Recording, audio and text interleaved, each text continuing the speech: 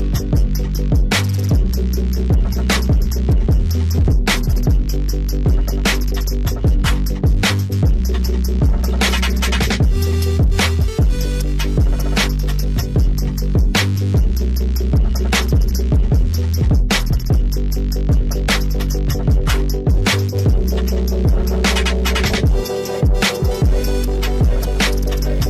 to EagleAir TV. I'm Eli Caulfield. And I'm Noel McWhorter. Thanks for tuning in to this edition of EagleAir. Starting off today's broadcast, we're going to have Chris Martin and Ben Daniels lead us through the announcements segment. And now, it's time for your announcements with Ben Daniels and Chris Martin. Thank you for tuning in to EagleAir TV. As always, I'm Chris Martin. And I'm Ben Daniels. Let's get on to the news. There'll be a National Art Honor Society meeting after school Thursday at 2:40 or before school on Friday at 7:10. If you haven't finished your caricature yet, go see Mrs. Lebinsky ASAP. On April 27th, all seniors will return their Chromebooks and Chromebook chargers to the library to be assessed for damage and collected. Students can still register for the Mizzou Med Prep program. The online course will be from June 23rd to July 7th, and the campus visit will be on July 7th from 10 a.m. to 4 p.m. The registration fee is $50. Prom tickets go on sale this week, and if you haven't gotten them already, be sure to get them before the dance on Saturday. And those were our announcements for this week. I'm Ben Daniels. And I'm Chris Martin. Thanks, Ben and Chris. Our first feature today showcases our nationally recognized speech and debate team and some of the successes they've had this year. Hannah McCauley has the scoop. On April 22nd, the speech and debate class will send 3 of their top students to debate at the state tournament. Speech and debate is an academic activity where a national committee picks our topics and we go to tournaments where we have to debate both the pro and con side of the selected topics. We're debating the merits of the Electoral College versus a national popular vote. The students put a lot of work into speech and debate. However, it's not always easy.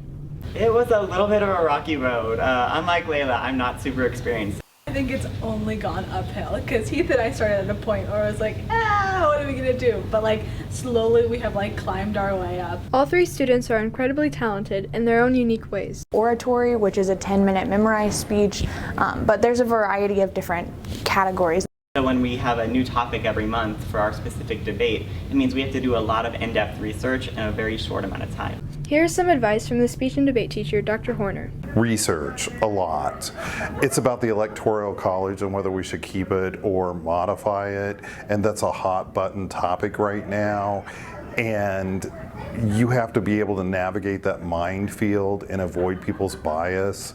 So to get that done, we really need to know the information. Signing off for EagleAir, I'm Hannah McCauley. Thanks, Hannah. Be sure to wish the debaters good luck before they take on the state competition.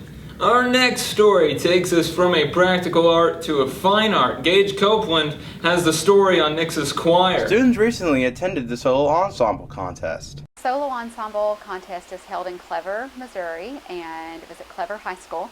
And it's a chance for the choir and band students to take a small group or a solo and compete for a 1 rating.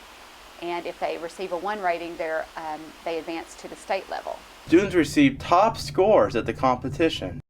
The solos and ensembles are rated by a judge. Each room that we compete in has a different judge, and they listen to them sing or play, and they give them a rating that is a number between 1 and 5. And the 1 rating is what you're going for. The 1 is the best rating that you can get. And the choir had 53 events that went, and 25 of those events received a 1 rating, and the rest of our events received 2s. And so the choir had a very, very good day. Kylie Gaunt earned a rank 1 at the event. She said the competition was very tough. The competition is pretty tough. It's really hard to get a 1 rating, and 2 is pretty good. So to get a 1 rating, that was really fun. We're about to start doing more difficult songs, start auditioning for more difficult choirs, and going to state. It's going to be a really good experience for the future and next grades. So pretty excited about that. This is Gage Copeland, signing off for EagleAir TV. Thanks, Gage. It's always great to hear about Nixa's fine arts programs. Our final story today focuses on a terrible disease that has been spreading across Nixa High School lately. Brendan Fusco's got the scoop on senioritis. You have senioritis, do you? I can tell just by looking at you that you could care less. Just a few months ago, many of my friends and peers were bright-eyed and excited for their future, but something has seemed to change at the high school. Homework has gone missing, grades have gone down, and suddenly many seniors are reporting that they have a severe case of senioritis. I've made it my mission to get to the bottom of this mysterious syndrome. You don't want to move. You don't want to even stand up to go to your next class. You don't want to get out of bed in the morning. I've been late so many times simply because I'm like, I don't need first hour. Some symptoms I felt are been really tired, have no motivation. I really just want to eat some snacks. And don't trust your brain. That is a thing. Like, you can't trust anything like you think. You think it's like gonna be okay, but it's not. Like, just gotta do your work, which like is really hard. So senioritis has never improved at all. It's only gotten worse. Senioritis isn't necessarily improving. I'd say it's actually tanking. Like right now it's probably an all-time low. Future seniors can avoid senioritis by not procrastinating, but it's gonna happen anyway. It's the nature of the beast. you can't. It's unavoidable. It's awful. And I guess you can just like not make yourself super busy, but that's pretty much all you can do. Seniors could probably avoid it by just like getting as much done as they can in the earlier part of the year, because it only gets worse after that. It's just that you think, hey, after Christmas it'll get better, and then it doesn't. It gets worse. It's awful. Like, you don't think it can get worse, and it does. What I would tell someone who said senioritis is fake is that they're wrong in every conceivable way. If someone said senioritis is fake, they probably just haven't experienced it, because they're like juniors or like sophomores who are looking at the graduating seniors in envy. They don't get it, and a lot of them, like, I used to not get that. Last year I was like annoyed with my friends who like just didn't want to be there, or like they just like checked out all the time, like didn't care, or really bitter about things. I was like, I get it now. I'm as grouchy as it gets. Is there hope of survival? I don't think so. I mean, there are a couple really, really motivated people that I know that seem to be doing just fine. I don't know what their secret is. I think maybe they may be just inhuman beings, so.